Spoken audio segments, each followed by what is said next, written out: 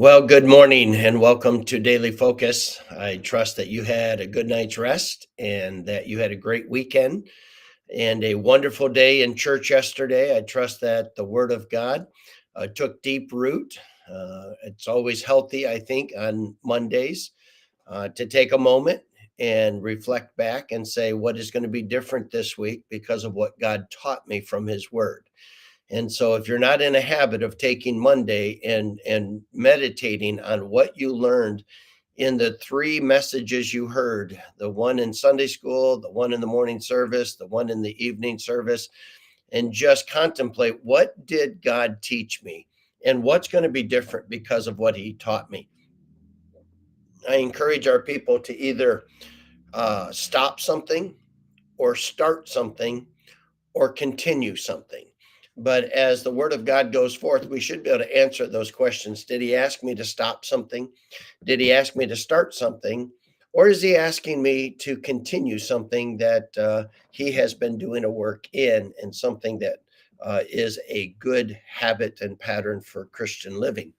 Um, so I encourage you on Mondays just to take some time and meditate and make the week profitable because of what you've learned on Sunday. Well, we're in the life of David, and here we are in chapter 20. And it starts out, and it is becoming apparently clear to Jonathan that Saul is bent on killing David. And Jonathan wants to do everything he can to fix it. We looked at the passage where Jonathan went to his dad and said, "What did he do? And why are you going to take innocent blood?" And um, Saul's like, "You're right.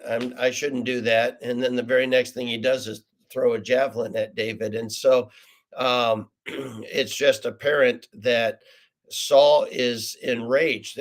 This passage is going to give us a little bit of a take. I don't think that it's really the whole story. I think Saul is more concerned about David taking his throne than he is about Jonathan's throne.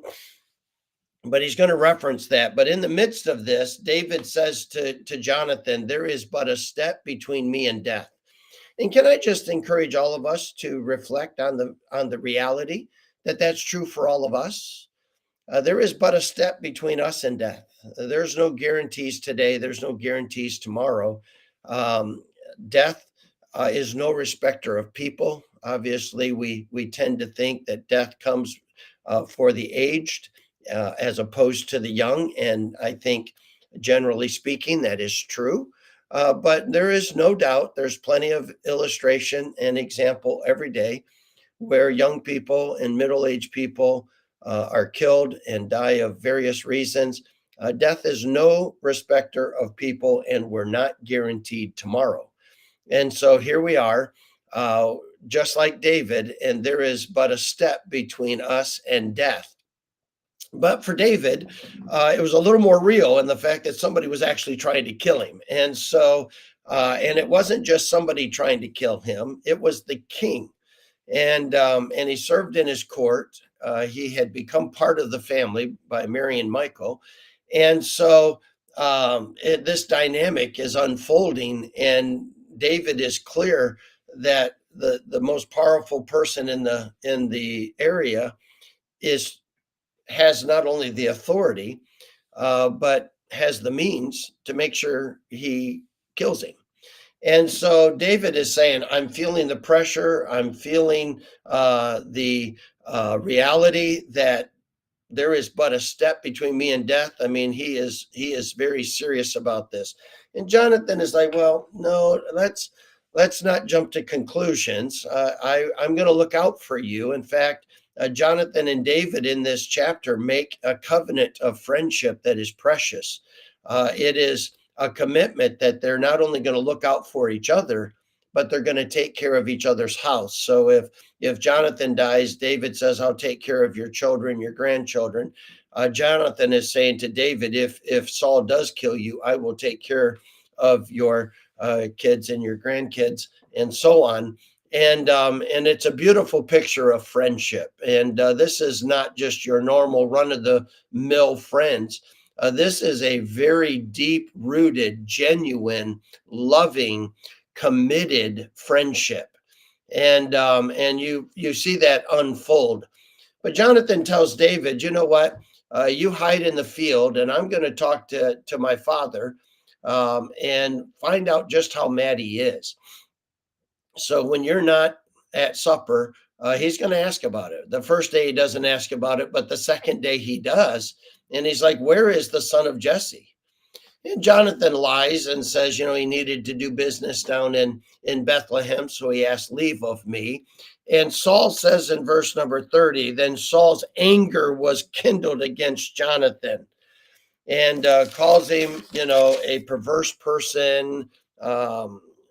And then verse number 31, for as long as the son of Jesse liveth upon the ground, thou shalt not be established with nor thy kingdom.